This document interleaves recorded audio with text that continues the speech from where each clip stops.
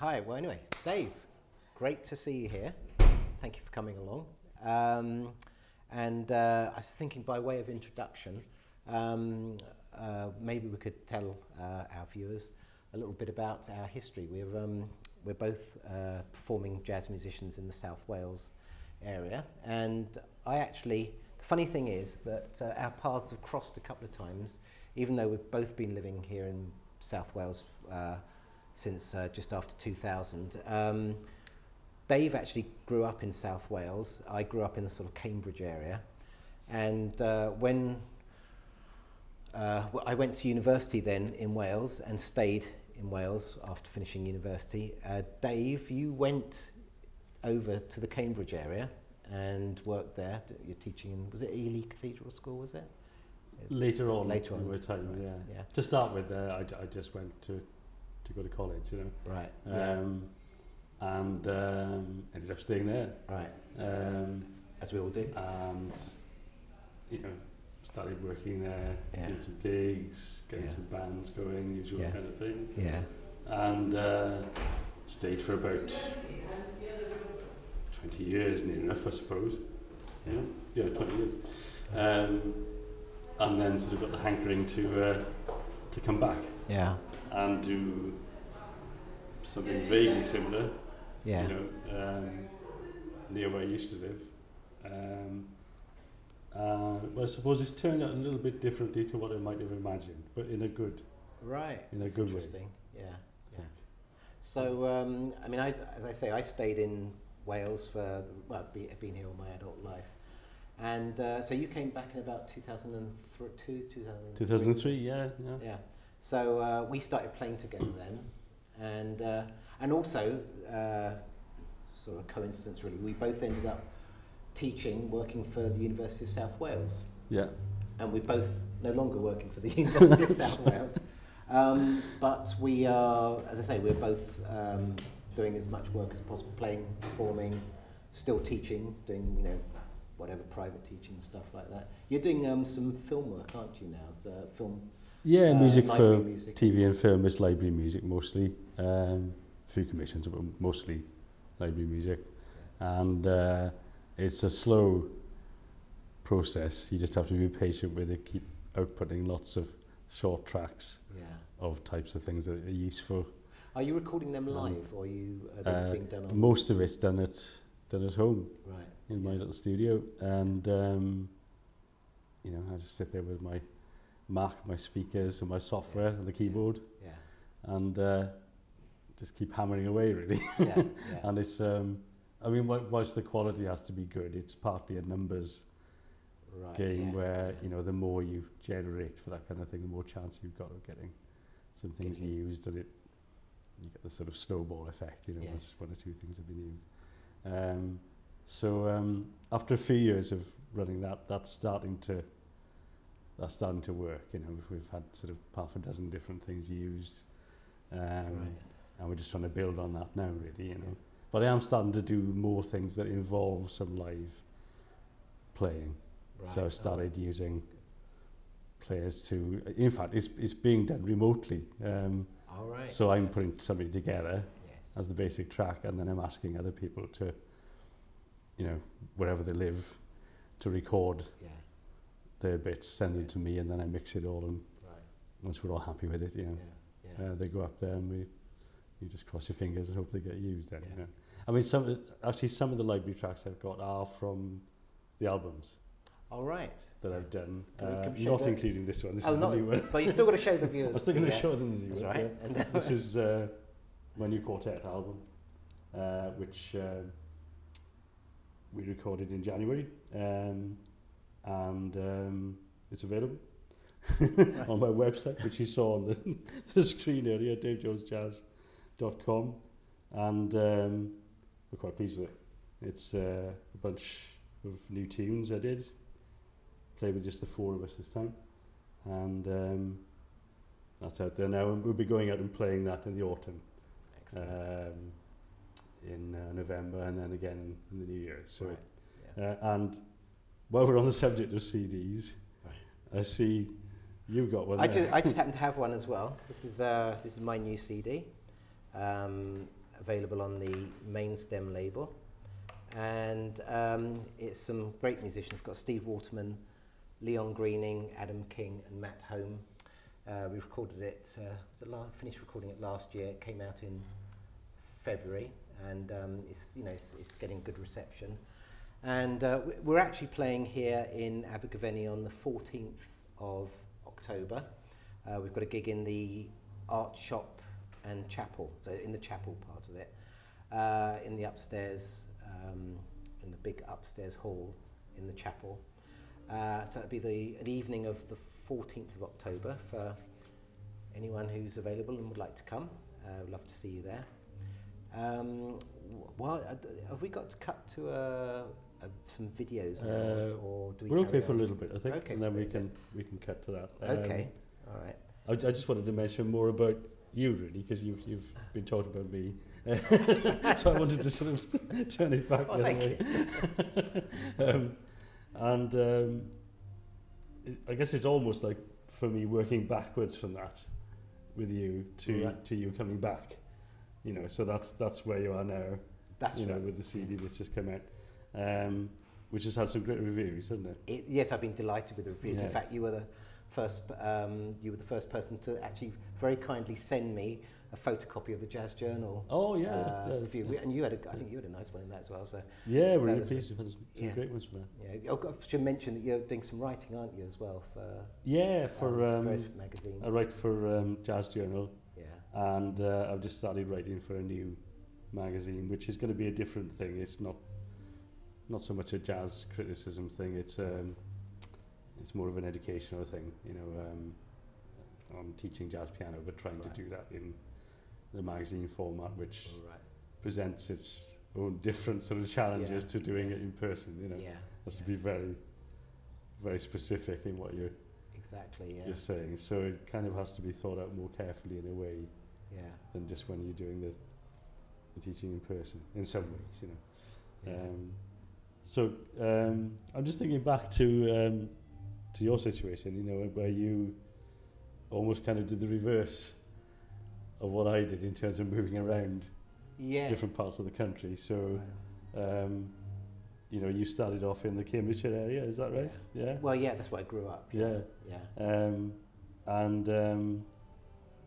So, I mean, I'm just interested maybe in the comparison between what you experienced there as a musician. Well, the funny thing was compared with down here, Yeah, I mean, the thing was that I actually hadn't really got going as a musician when I was, when I started off, I was doing sort of rock music and stuff like that. Where at that stage, prior to going to university, and it was only actually when I was in university that I discovered Charlie Parker, and it transformed my life. Because up to that point, I was all set to be doing some postgraduate research in some Austrian literature or something like that. That sort of area. And when I was at university, I discovered Charlie Parker. I've been doing clarinet and flute at school, but this is something I'd never heard before, and I thought that's what I'm going to do for the rest of my life. So I'm aware of there were some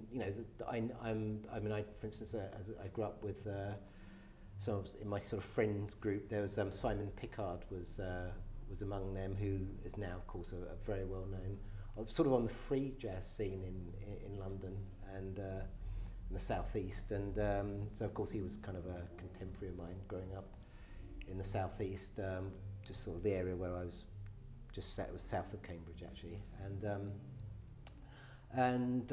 so as I say, it was a different thing. I was involved more in rock and folk and stuff like that, and I think, but the interesting thing is I think that has ultimately all fed into my own, my own view of what I want to express through music.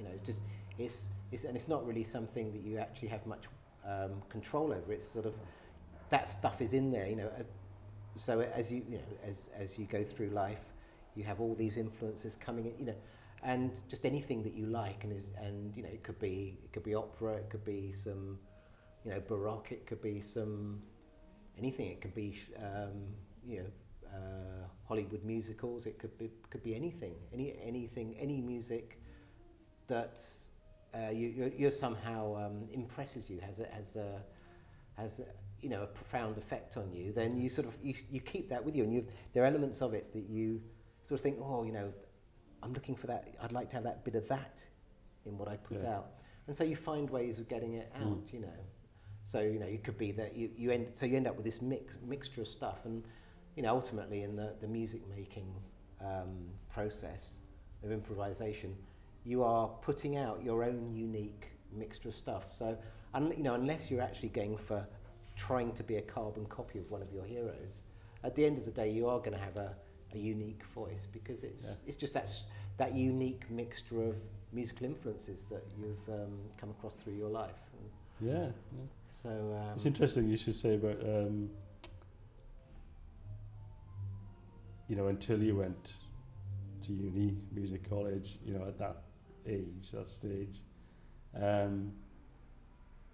you weren't really sort of into the jazz side of things at all. It's the same for me, really. Right. You know, until I got a year or maybe even 2 into that time of my life, right, I didn't really have the interest in jazz. My parents did. It was always in the house. Right. Yeah. You know, growing up as a kid. But I guess because my parents liked it, I decided I didn't then. That's right. Yeah. I think I experienced the same thing. But I think my parents were really into New Orleans. You know, Armstrong, Hot 5 and Hot 7, and that sort of more sort of New Orleans traddy sort of side of things. So I'd never heard bebop or anything more modern than same here. You know, until then. Yeah. I mean, I think they had a couple of Duke Ellington records and some Sidney Bechet, but you know, there was nothing like bebop and hard bop in the house. No, it was the same for me, and I didn't really have an awareness that at that time, before I went away to college, that people still played that stuff. That was completely unknown to me. You know? And it was only later through going away to study that I realised that. You know. Yeah. And I mean, for me in the house, growing up as a kid, it was, you know, my parents used to like, you know, relatively early jazz. You know, they'd be into things like Nat King Cole,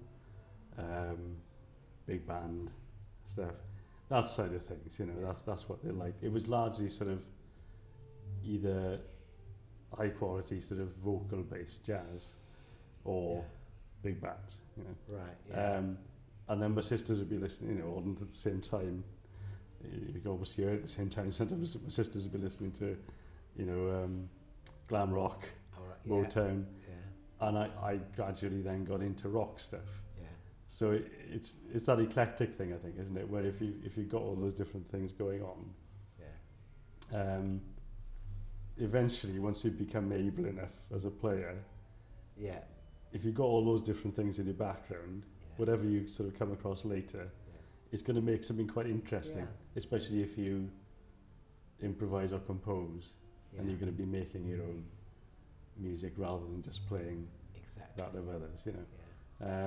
So I think you need that mixture, you know. Yeah, and also it's quite interesting you say that, because I was talking to Steve Waterman, and he was saying that whatever equipment you have, you know, provided it's reasonable equipment, he said as long as your sound concept is strong enough, you'll find a way of getting that equipment to make the sound that you wanted to get. And that's quite interesting. You know, it's just, with improvisation, it's so important to actually have that concept. And you know, the importance of listening to the music and other musicians, because until you actually listen, you know, hear enough of the stuff, you can't actually have a concept. No. Because you can't sort of invent something that you've no idea what it is. You know? Yeah. In fact, I heard someone said the other day about walking into it's like walking into a dark room without any lights on, because you don't actually know what you're looking for. It's only when you switch the light on, and then you can actually see the stuff that, you know, you can see what you're actually looking for, and then you can start looking for it. See stuff to look for. And as I say, so it's you can have a sound concept, but unless you actually know what the stuff sounds like, and you know, and then sort of fine tune it. Yeah. You know, that's quite important. The listening thing is so Oh yeah, important, massive. isn't it? Yeah. I'm just thinking, because as we're talking here, we can hear some of the music of the festival in the background. And just to remind people, we are in Abergavenny. Yeah. If that wasn't obvious from what was on the screen earlier, at the Black Mountain Jazz Festival. Yeah. Actually, you can have a break from us now. We'll have a little break, and we can show you a little bit of footage about Abergavenny, which is a lovely town on the edge of the Brecon Beacons, I guess. So perhaps we can put that into action now, and then we'll have a little break, and then we'll talk some more, I guess. You got 1 minute 30. Oh, right, cut short. Like, what's the time now? We've probably got gone on for a while. We've got 15 minutes. Oh, we did about that first bit.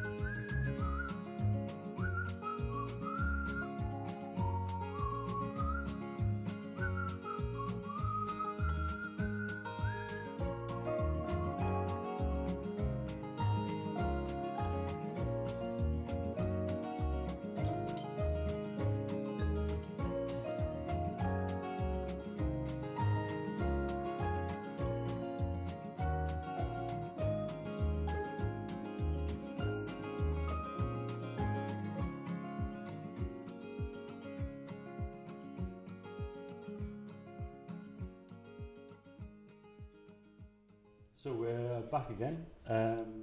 Nice bit of footage of Abergavenny there. So I guess I'll kick off this time, and because we did it last time.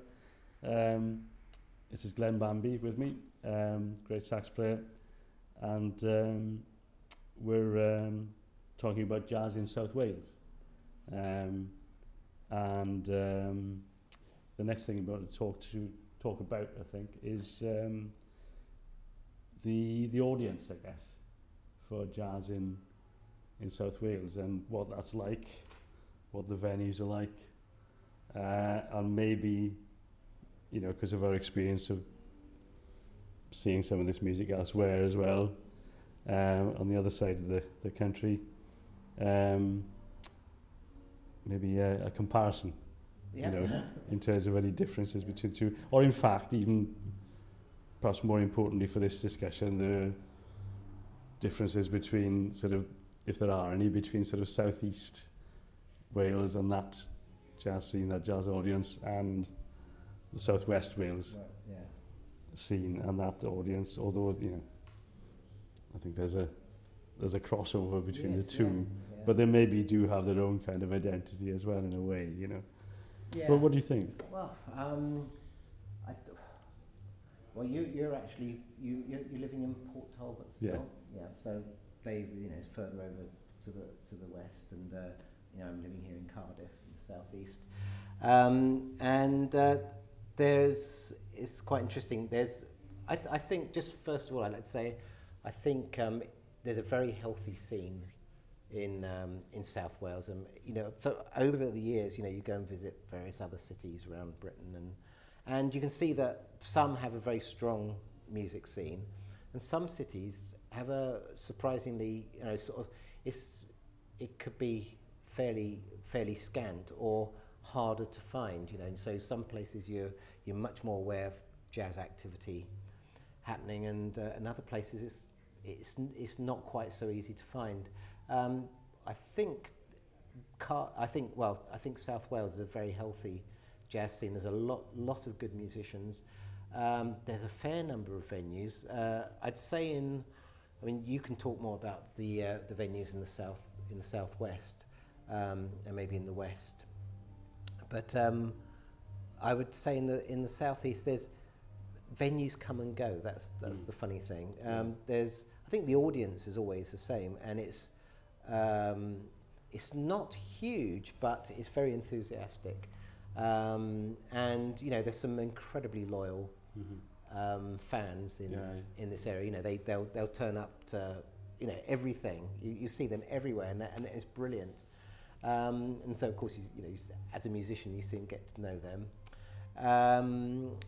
There have been some notable venues over the years. I think I remember when I first started in Cardiff. I think the first band real top gig I ever saw was Peter King playing in I think it was called the Lion's Den, which was the cellar bar in the Great Western Hotel down by the station, and Peter King came down and played for the sort of embryonic Welsh Jazz Society, which Jed Williams had started up.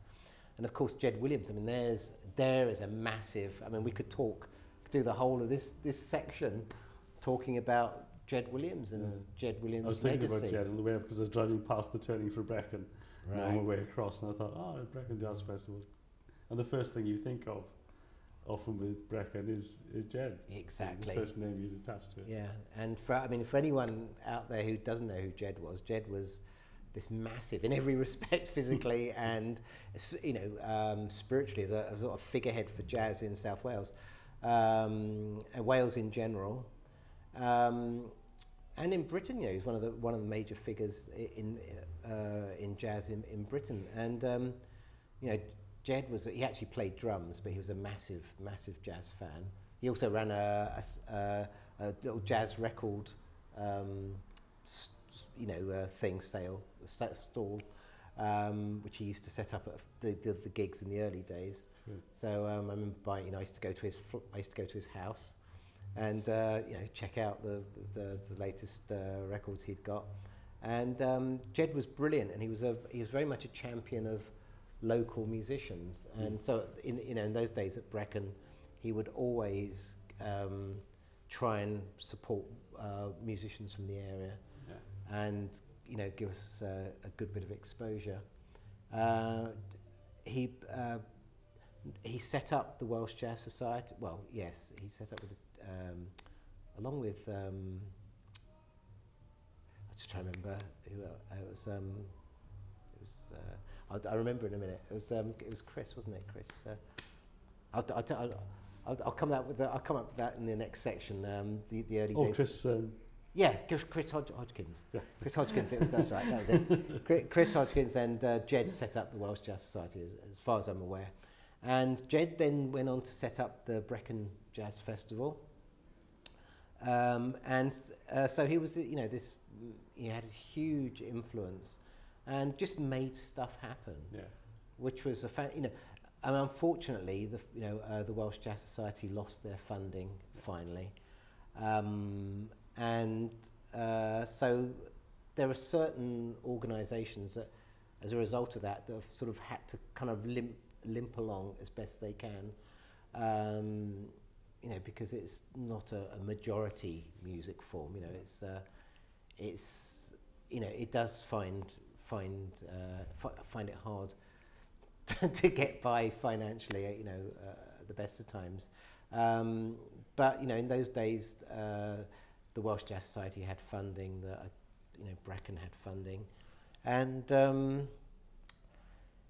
it was a really good time. And of course, what was then the 4 Bars Inn, opposite the Castle in Cardiff, then became the home of jazz in Cardiff and the Welsh Jazz Society. And of course, there's lots of stuff going on connected with the Welsh Jazz Society over in Swansea in the west. All sorts of stuff happening all the way across the south. And I'm not that familiar with what's been happening up in the north, Trevor Owens, but maybe you have more experience of that. And of course, Hugh Warren's doing a lot of great stuff up there. Yeah. But as I say, the 4 Bars Inn, which then became Dempsey's, that was a fantastic venue. you know, I've seen some phenomenal bands at, you know, international bands. You know, I saw John Schofield. Yeah. You know, people like that, bands like that, playing at the Four Bars Inn, and it's fantastic. And you know, then it stopped. Everything that all moved to Cafe Jazz, and once again there was a very thriving scene in Cafe Jazz for years and years and years. And finally, I think what happened was it just had difficulty coping financially when you know when a bit of financial assistance just wasn't, you know, just couldn't be there anymore. I remember when I came back, or even just before I came back, which was I came back 2003, but started coming down, I guess, a year or so before that, every so often, because we were looking for houses and that kind of thing, you know, and coming to see the family more. And we part of the reason for the visits was there were plenty of jam sessions at the time in the Cardiff area, and Cardiff in particular. So it was, as a visitor, it was great. You could come in, you know, and we'd go to the Cafe Jazz Jam on a Monday night. And I remember then, of course, that stopped long since. There are jams elsewhere, but the cafe one finished, you know, a number of years back, which I think is a great shame, because you always need, you know, those sessions. They're so important to get people together, especially for people coming in. Yeah. And at that time, it seemed to be a really, really thriving Monday night. Yeah. You know, you wouldn't expect a Monday night to be busy normally. Yes. But because it was the jam section, and there was a real sort of culture at the time, I think, of musicians just used to go. Yeah. You know, as often as they could. The students would go, or at least some of the students. Yeah. And, you know, you'd have some visitors popping in every so often. And it was a really kind of healthy, really sort of buzzing vibe to the Monday night there. And they were great sessions. And, you know, usual thing for a jam session, it was healthy to have a mixture of, you know, playing experience. You'd have people who were quite early on in what they were trying to do. You'd have some people who were pros, some in between somewhere, you know. Yeah. But it was a great session to jump in on. Yes. And that was my way into it, I guess, coming back, you know. Yeah. And for a long time, actually, even once I moved back, because I guess most of the playing I do is in the southeast corner of Wales, except when I go further afield. And that's because I think I've made that early connection in Cardiff. Yeah. And that's kind of lasted, you know. Yeah. Whereas I didn't have that way of making a connection so easily to the west, because there weren't many jam sessions at all across there. In fact, it's hard to think of one. There was Swansea Jazzland added one to their programme later, but that actually no, they did have a session there, but it was just like once a month. Right. Yes. Which I think is what it still is now. Yeah. But I don't think there are any others over that way. You know, not many certainly. So it's much easier to make a connection with people in the southeast.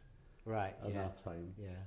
And for a while after moving, people still thought I lived in Cardiff. Right, yes, yeah. But it was just because that's where I did my playing, and they'd see me there often, you know. Yeah. But I was just thinking about the, you know, this, if there is such a thing as two different scenes in South Wales, you know, jazz-wise, whether there is a southeast one and a southwest, or whether it's actually just the same one really spread out. I think, it's a logistical thing in terms of, you know, oh, well, for this gig we need people who are fairly nearby to do it, or for this one we can have people from further afield. Yeah. What do you think of that? I think it's probably the same thing. You know, you have in Swansea, you have Swansea Jazzland, who've got fantastic following, brilliant audience. You know, and I know you know, bands in London love coming down and playing Swansea Jazzland. You know, they just love. They just love the vibe there. You know, and you know, they've got, of course, now they've started the Swansea Jazz Festival, the Swansea International Jazz Festival, which is, you know, which was really filled an important gap over recent years when Brecon Jazz Festival went through a shaky couple of years at least. Yeah. And luckily there was still that sort of international festival thing there, Sure. plugging that gap, which has been brilliant, very healthy Oh, yeah. addition to what's been happening. And of course, there are often smaller festivals. There's the one in there's the Aberaeron. There's the Aberjazz, yeah, Fishguard, Fishguard, yeah. And there's something in Aberaeron happens there, and there's the festival at Porthcawl. Yeah. There's there are a lot of things happening throughout, and it's just question of keeping your eye out and being aware. Various ones up in Pontypool. Yeah. Over the years, it's they come. Sometimes they go. Yeah. One thing I've noticed actually is, particularly recently, I think, maybe it's always been this way, but it seems more recently to me, that the club's sort of more across to the west. So Swansea Jazzland, the Brecon Jazz Club, they seem to have the biggest audiences. I mean, with the Brecon Jazz Club, that's run once a month. So in some ways you could see why that's always got a very large audience each time, because it's less frequent, Yeah. But at the same time, it's very good support. Yes. In somewhere that's smaller. Yeah. Yes. Than Cardiff. Yeah. Swansea, a bit smaller than Cardiff, or quite a bit smaller than Cardiff, and they run it every week. Yeah. And that's probably the biggest audience. Yeah. In a club. I'd agree. In South Wales. Yeah. But then you go further west. I mean, there's a nice gig in Narberth. Yes. With Span Arts. They have a good audience too. Yeah. Yeah. And as does the Aberjazz Festival in Fishguard. Yeah. So, I mean, there seems to be a very good turnout for things, sort of, across towards the west and over in the west. Yeah. But I guess generally speaking, less events. Yes. Whereas in the southeast, seem to have more events and smaller. Yes, I think that's probably. No, not always smaller audiences, but maybe generally. Yes. Smaller audiences. Yeah. That seems to be something that happens, although that's generalising. Yeah. That's kind of how it seems. Yeah. Yes. I just think the music is reminding me again. We probably need. All right. Another. Shall we have another break? Yeah. Sure. Yeah.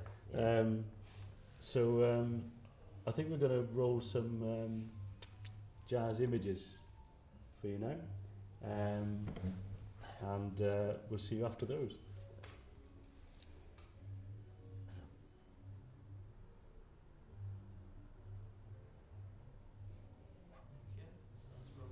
We'll be done.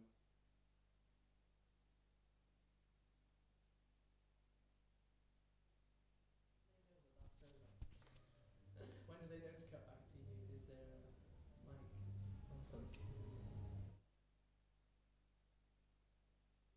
I can put this goes on as long as you want it to. Oh, brilliant.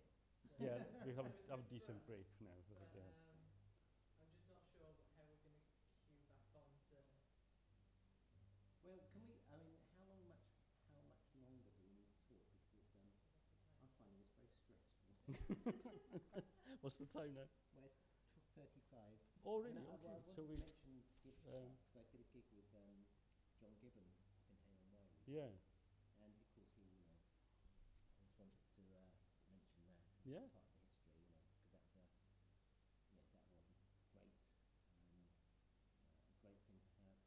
Maybe when you were away, was Gibbs club around when you were away? Were you aware of it? I don't think I was aware of it. No. I wouldn't mind mentioning. Yeah, cool. I didn't realise we were so far on with time. That's really good. So we've only got. It finishes at 1:45, doesn't it? Can we finish at 1:45, please? Yeah. Oh, yeah. So is this going to be the last segment now then? I think so. Yeah, a little roll here. So. Last cutout now will be the what's his name? Ian Shaw. Ian Shaw. We need to mention So when you that's the next gig. mention Ian Shaw, get that Great. ready. Okay. We haven't fitted in the couple of other clips, but that doesn't matter, does it? They're just if you needed it. Yeah, sure. Right, okay. Cool. Everything's gone.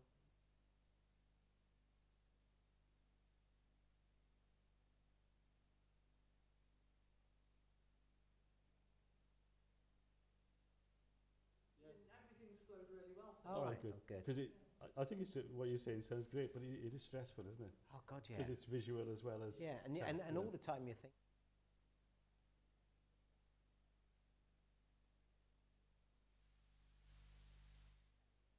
Yeah, yeah. Other organisations, and you think, God, I hope I got my facts right, and I hope I'm, you know, I hope I'm sort of putting it in a good light. You know? Yeah. And you sort, you know, Oh, 'cause I I think I think so, wouldn't yeah. want to sort of appear negative about anything, you know. No. It's- No. I know it's difficult, isn't it?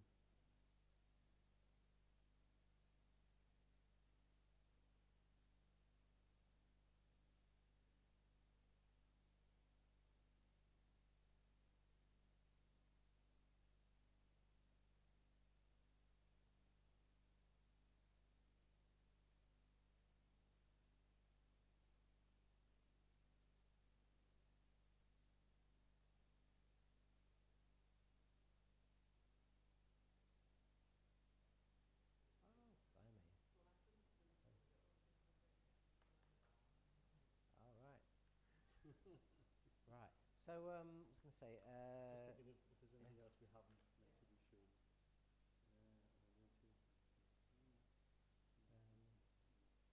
We kind of got to these, I think, haven't we, through what we... Because it kind of naturally rolled on, didn't it? Yeah, You yeah. know?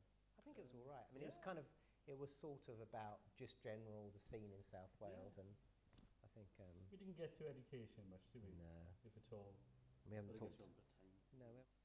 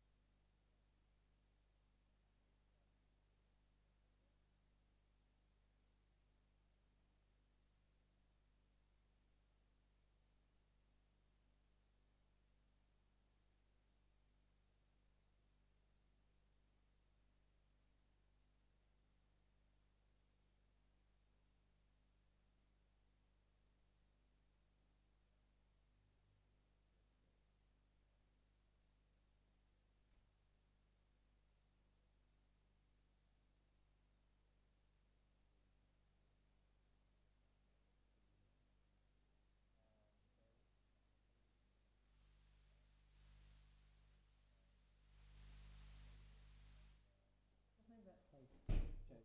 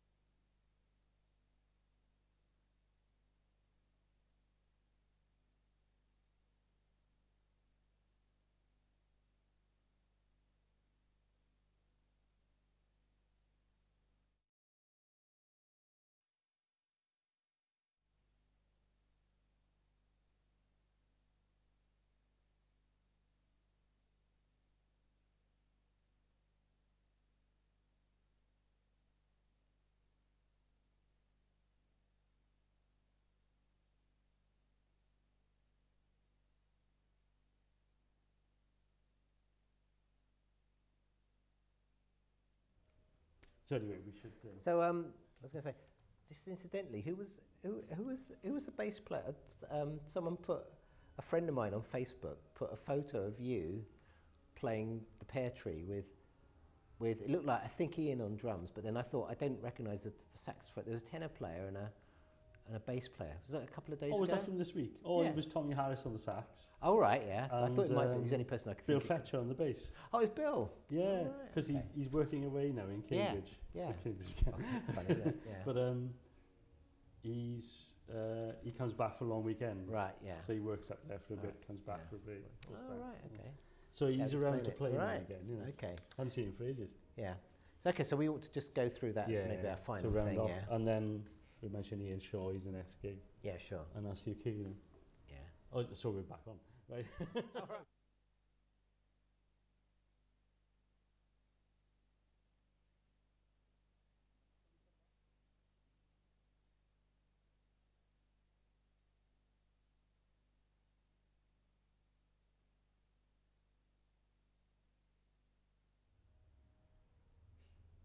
And we're ready to go again Okay. for the last few minutes.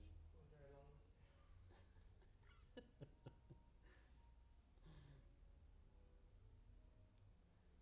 Do you want to fire up with the last bit, maybe? Yeah, with sure. Gibbs, yeah. What was I And then saying? we'll go from there.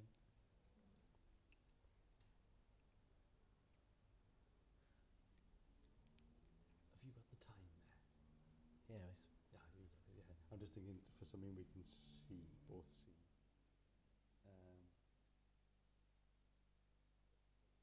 Two, just in case we're going on a bit, if you can just give me a sort of... where's 22 now? Yeah. Yeah.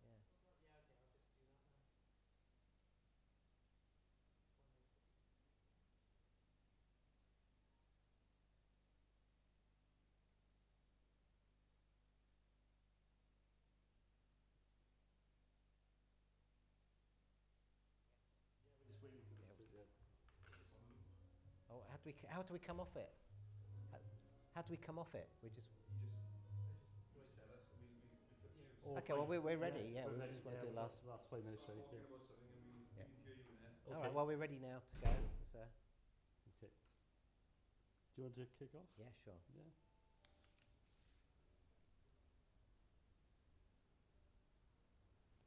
Right, well, we're moving into our final section. One thing, when we were talking about the various clubs and venues that have been around in recent years, one club I completely forgot to mention, but I was reminded of it when I did a gig up in Hay-on-Wye about a month or so ago with John Gibbon on drums, and a fantastic character. And of course, he was the founder of Gibbs Club, which was in Churchill Way in Cardiff in the 1980s. And it was a fantastic club. I saw Peter King. I actually played percussion with Peter King there in a sort of a third stream fusion act that was put together. But bizarrely. I saw some fantastic bands down at Gibbs Club, and that was a major, once again, that was a major venue in Cardiff all that time ago. And you know, it's sad that when that folded. It sort of tried to keep going in various guises, but you know, John's still going and got various ventures, which is brilliant, you know. And he does quite a lot of work with Erica, of course, who's playing. We're hearing playing bass in the background there with John Paul Guard. Just a quick rundown of for our listeners and viewers of just a quick rundown of sort of current venues that across South Wales. There's, of course, as we mentioned before, Swansea Jazzland, you know, tremendous, and so they've got that's weekly presentations on a Wednesday night, run by Dave Cottle, and tremendous quality acts there. In Cardiff, we have now there's well, it's really a pub, isn't it, called the Flute and Tankard, and that is where Jazz at Dempsey's moved to after the Jazz folded at Dempsey's. So Brenda and Alistair have been running the music incredibly selflessly and tirelessly. It's unbelievable. You know, they are a major credit to jazz in South Wales. You know, and they've put on so many wonderful acts, and you know, a lot of bands, when they're doing a tour and coming over to the southwest, they will, you know, make a point of trying to include you know, somewhere at Brenda and Alistair, trying to get a gig at Brenda and Alistair's venue, wherever it is, whether it was Dempsey's or now the Flute and Tankard. So that they've been a massive force on the South Wales scene over, I know, the last 10, 15 years. You know, it's incredible, tireless. So, you know, credit to Brenda and Alistair, thank you so much. Cafe Jazz, that was where the Welsh Jazz Society moved after they left the 4 Bars Inn, and that is still going. We were discussing that in the break just now, and that is still got, you know, a lot of stuff going, but it's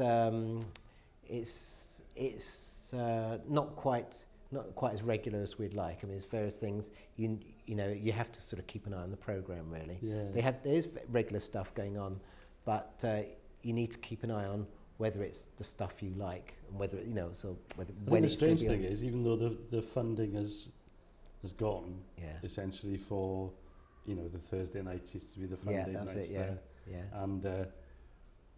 and that's when you'd have, you know, more visiting players coming in, but also local bands getting a chance to use that night.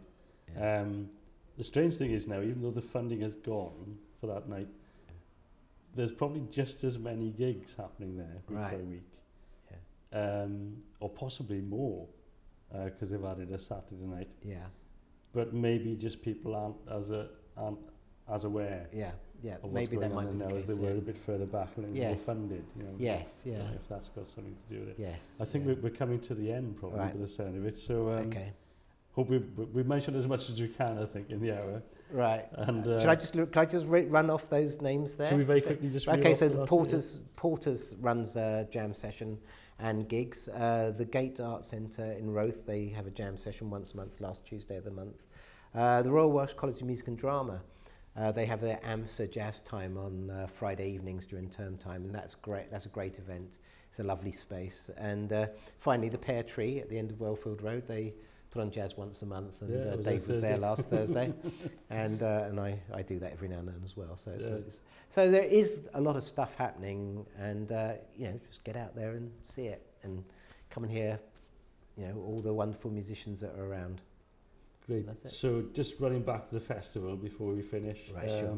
the next act that's on is Ian Shaw, which I'm sure will be great. So I think we're running to that now.